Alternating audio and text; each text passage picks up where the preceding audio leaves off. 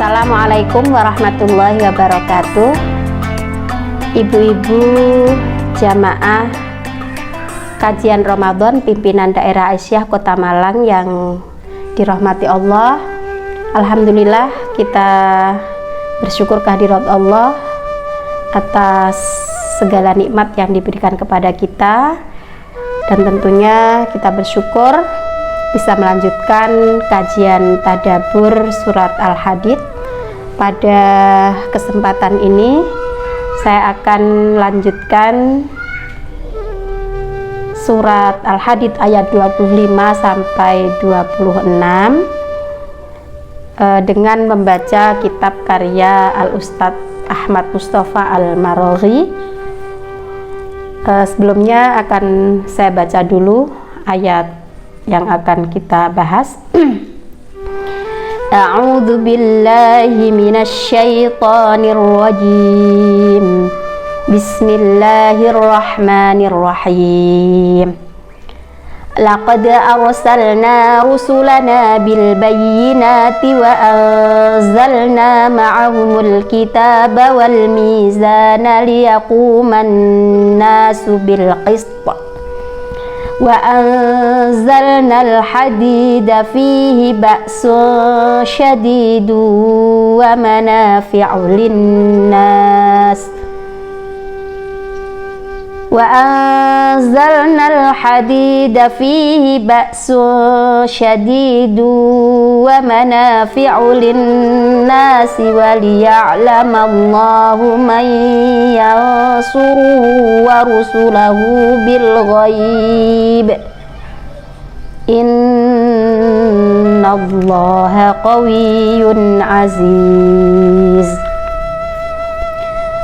Walaqad arsalna Nuhan wa Ibrahima wa ja'alna fi dzurriyyatihima an-nubuwata wal kitab faminhum muhtad wa katsirun minhum fasiqun. Shadaqallahul azim. Baik, kita coba terjemahkan. Bismillahirrahmanirrahim. Laqad arsalna, sungguh kami telah mengutus rusulana, rasul-rasul kami, bil bayyinati, dengan membawa bukti yang nyata, wa anzalna, dan kami turunkan, ma'ahum, bersama mereka, alkitab, kitab, wal mizana, dan neraca atau timbangan, liyaquman nasu bil qist, agar manusia melakukan keadilan. Wa anzalna, dan kami menurunkan al-hadida, besi, fihi, yang di dalam besi itu terdapat ba'sun syadidun, kekuatan yang hebat, wa manafi'u linnas, dan beberapa manfaat bagi manusia, waliya'lamallah, supaya atau agar Allah mengetahui, man yansuruhu, siapa yang menolongnya, wa rusulahu, dan rasul-rasulnya, bil ghaib, padahal Allah tidak dilihatnya. Innallaha, sesungguhnya Allah, qawiyyun, maha kuat, aziz, lagi maha perkasa. Sebelum kita masuk pada penjelasan tafsirnya atau tadaburnya, kita akan baca dulu kosakata Arabnya ya. Jadi di situ ada kata al-bayyinat. Laqad arsalna rusulana bil bayyinat. Di sini oleh Syekh Maraghi diartikan al-mu'jizat wal hujaj. Al-bayyinat itu al-mu'jizat itu adalah mukjizat, wal hujaj, dan hujjah atau argumentasi gitu ya. Jadi nabi itu, para rasul utusan Allah, diutus dengan membawa mukjizat atau dengan membawa hujjah. Nah, kemudian wal kitab, kitab di sini maknanya adalah kutubut tasyri'. Jadi para utusan Allah itu juga diturunkan bersama mereka kitab syariat. Wal mizan, mizan di sini diartikan dengan adil, tadi neraca, timbangan atau juga keadilan. Wal qist di sini oleh Syekh Maraghi diartikan al-haq, yakni kebenaran. Wa anzalnal hadid, maknanya khalaqnahu, jadi Allah telah menciptakan besi. Wal ba's, al ba's di sini maknanya adalah al quwah atau kekuatan. Nah, di ayat penggalan ayat tadi yang saya baca, a'udzubillahi minasyaitonirrajim, laqad arsalna rusulana bil bayyinati wa anzalna ma'ahumul kitaba wal mizana liyaquman nasu bil qist. Di sini penjelasannya, walaqad arsalna, dan sungguh kami telah mengutus al-anbiya, para nabi, ila umamihim, kepada umat-umat mereka, wa ma'ahum, dan bersama mereka. Jadi di samping diutus para nabi, utusan Allah, mereka juga dikirimkan pada mereka al-barohin, mereka para nabi utusan Allah ini membawa bukti. Barohin jamak dari burhan, bermakna bukti, adalah ala sidqihim, yang menunjukkan pada kebenaran ajaran yang dibawa mereka.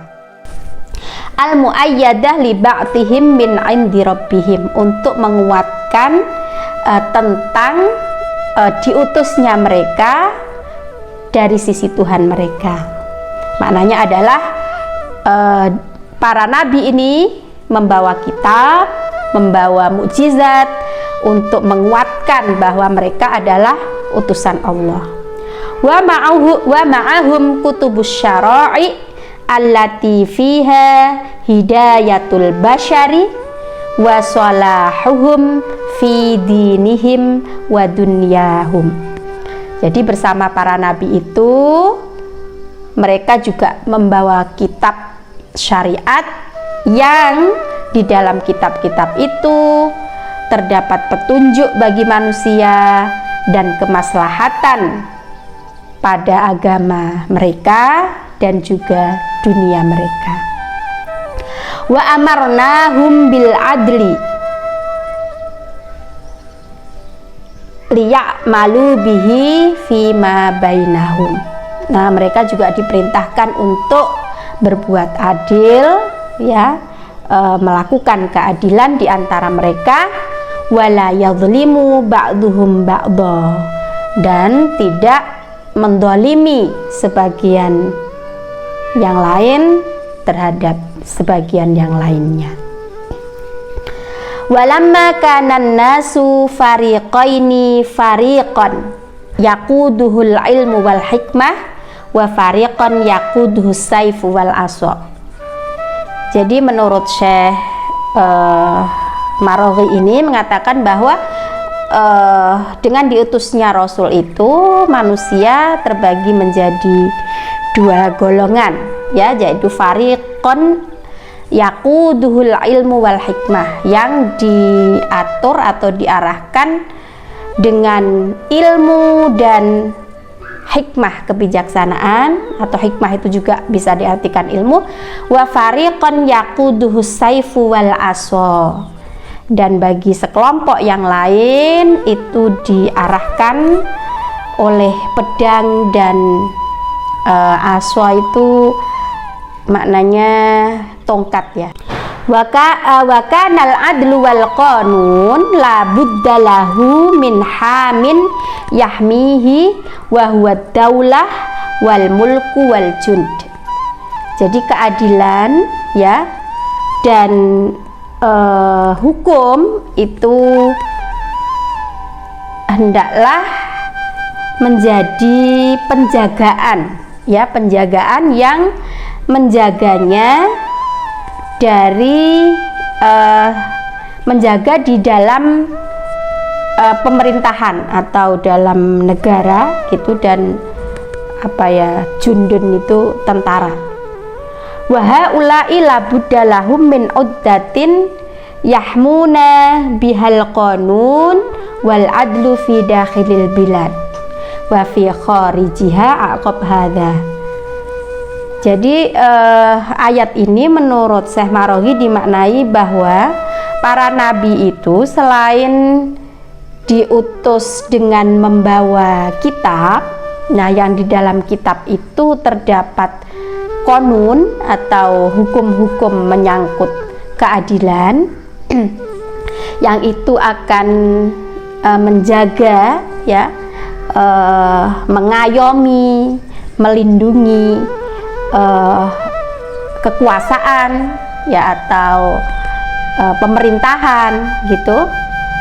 Nah, itu untuk dalam konteks di dalam negara atau pemerintahan itu.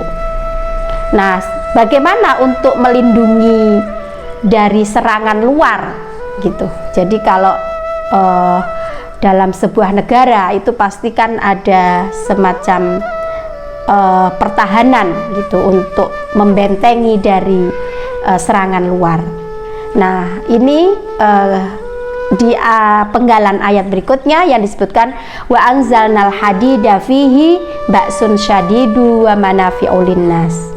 Ini yang dimaksud bahwa Allah di samping memberikan kitab kepada para rasul juga diturunkan besi, yang mana pada besi itu terdapat kekuatan yang dahsyat dan juga berbagai manfaat bagi manusia. Nah, apa makna dari wa anzalnal hadida fi ba'sun syadidu wa manafi'u linnas? Maknanya wa khalaqnal hadida litakuna minhu as-suyuf warrimah wasufun al-bahriyah wa ma asbaha dzalik. Jadi Allah menciptakan besi itu untuk dijadikan pedang, untuk dijadikan semacam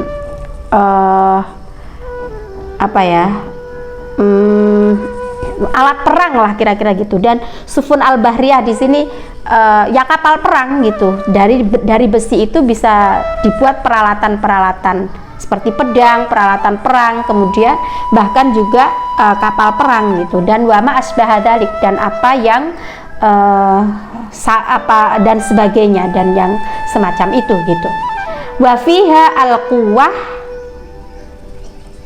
dan itu merupakan kekuatan yang tahmi al-madlum, bisa melindungi orang-orang yang dizalimi.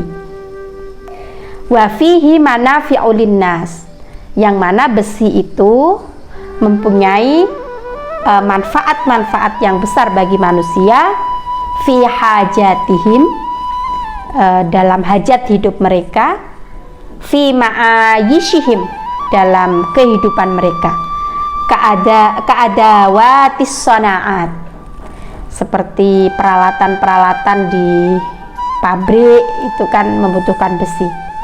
Wa hajatil buyut, atau peralatan rumah tangga itu kan juga dibutuhkan besi. Wa nahwiha, dan yang semacamnya.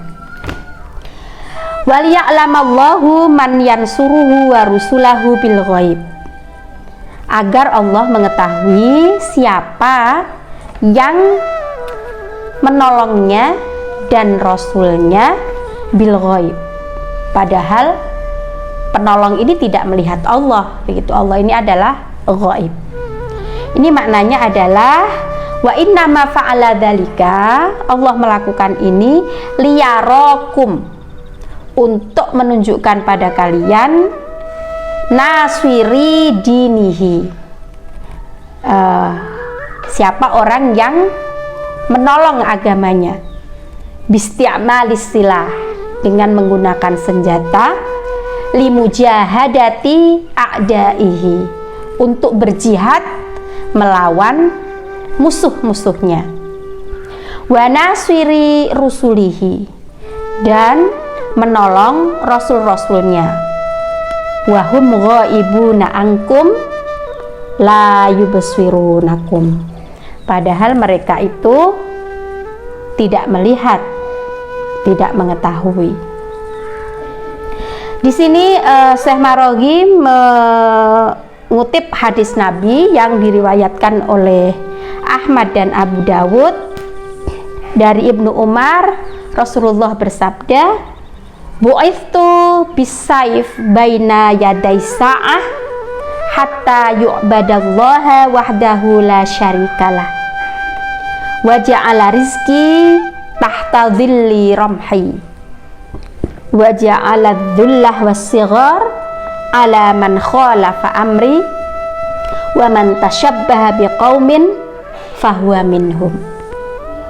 Hadis ini kalau diartikan ya secara apa adanya, Nabi bersabda, bu'itsu bisayf, aku diutus dengan pedang, baina yaday sa'ah, sampai mendekati kiamat, hatta yu'badallah wahdahu la syarikalah, sehingga hatta yu'badallahu, jadi hanya Allah yang disembah, la syarikalah, serta tidak ada yang menyekutukannya.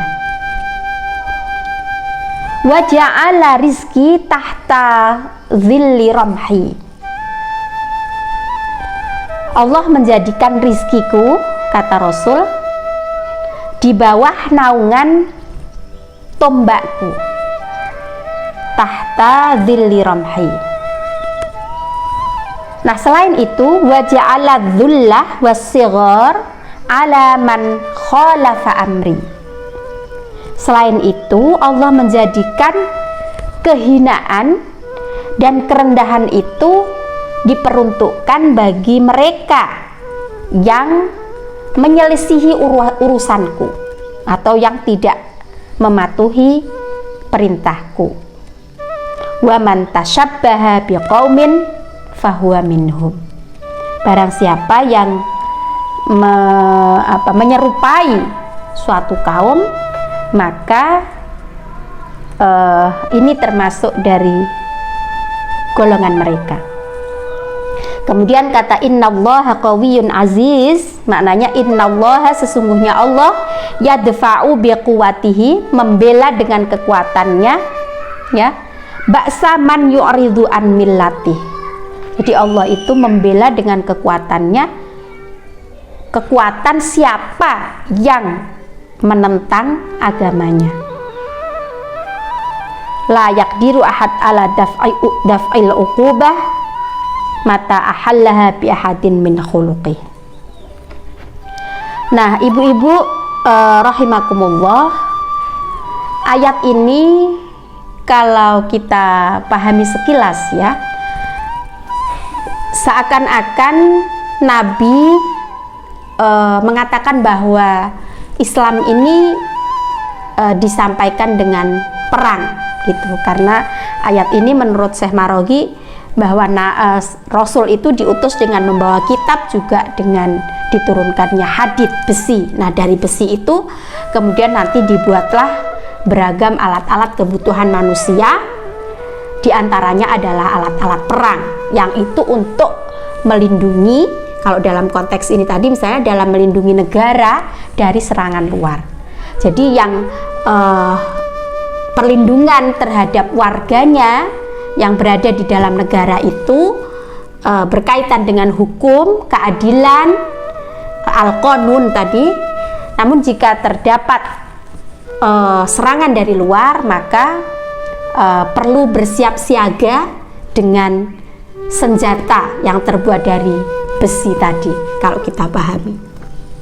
Nah, hadis yang mengatakan bahwa Nabi diutus dengan perang ini tidaklah mesti kita pahami secara tekstual, tapi kita perlu merujuk pada konteks zaman di mana ketika Islam hadir di Arab saat itu, terdapat dua peradaban besar, yaitu peradaban Romawi dan peradaban Persia yang kekuatan militernya sangat besar. Bahkan Romawi ini memiliki budaya barbar yakni melakukan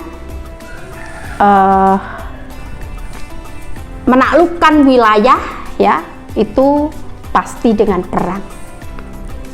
Sehingga dalam konteks ini bisa kita pahami bahwa ketika Nabi Muhammad membawa akidah yang baru, maka di samping dengan membawa kitab Al-Quran yang di dalamnya terdapat hujah, terdapat hidayah, juga al-ulum dan hikmah tadi, maka diperlukan juga kesiapsiagaan militer yang mungkin, ya, kalau pada zaman itu Nabi juga bersiap untuk melakukan peperangan untuk melawan musuh-musuh yang memusuhi Islam saat itu. Selanjutnya akan kita lanjutkan pada ayat berikutnya, ya, dari surat Al-Hadid ayat 26.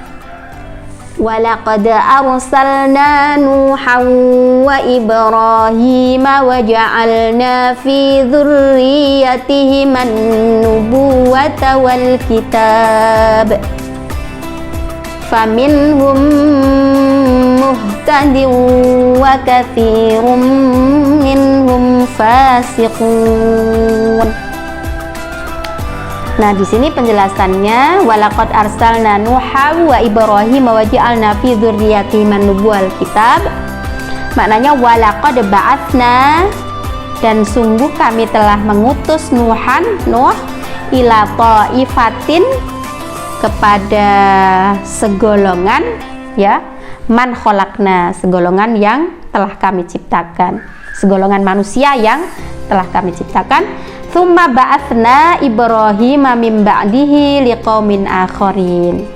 Kemudian kami utus pula Ibrahim sesudahnya liqaumin akharin, kepada kaum yang lain. Walam nursil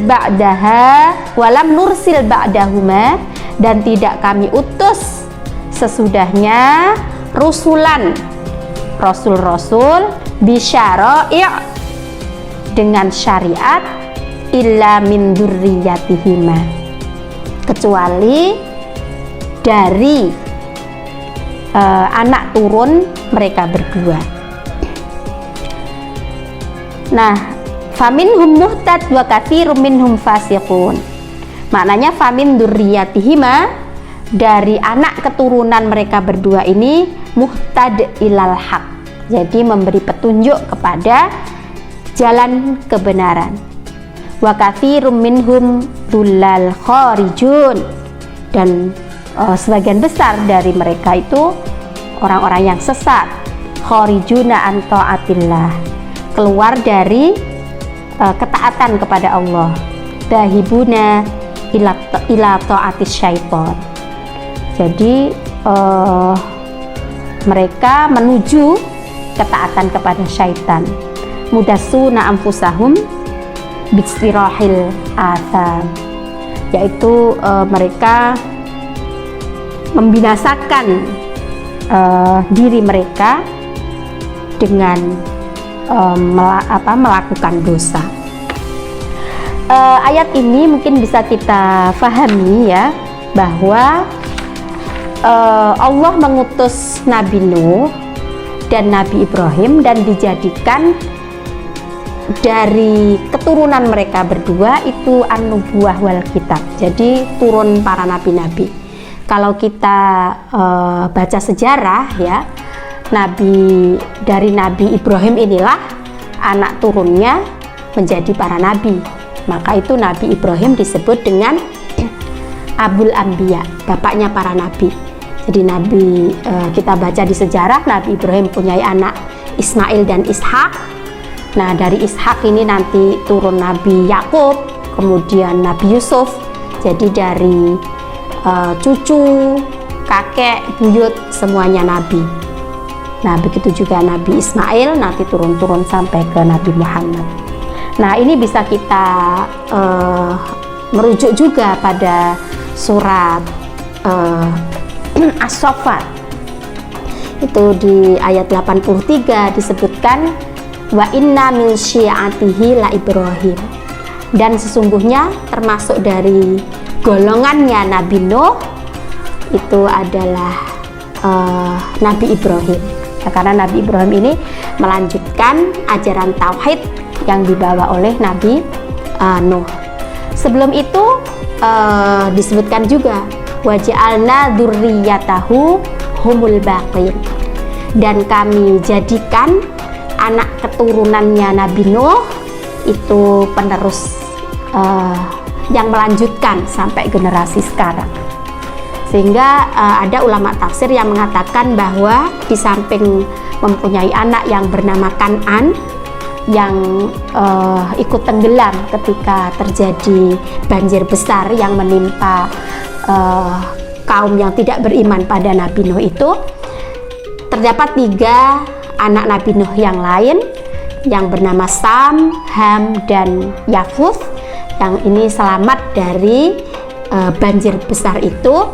Dan dari Sam, Ham, dan Yafus ini yang menurunkan bangsa-bangsa di dunia sampai sekarang. Jadi ada yang mengatakan dari Sam itu kemudian turun bangsa Arab, bangsa Romawi, kemudian nanti dari anak yang lain turun bangsa-bangsa Persia, bangsa-bangsa Turki, bangsa Afrika, dan lain sebagainya. Itu berasal dari 3 anak Nabi Nuh itu. Nah, kemudian nanti turun-turun sampai ke Nabi Ibrahim, sampai ke anak cucunya, yang mereka juga menjadi para nabi, penerus pembawa risalah kenabian.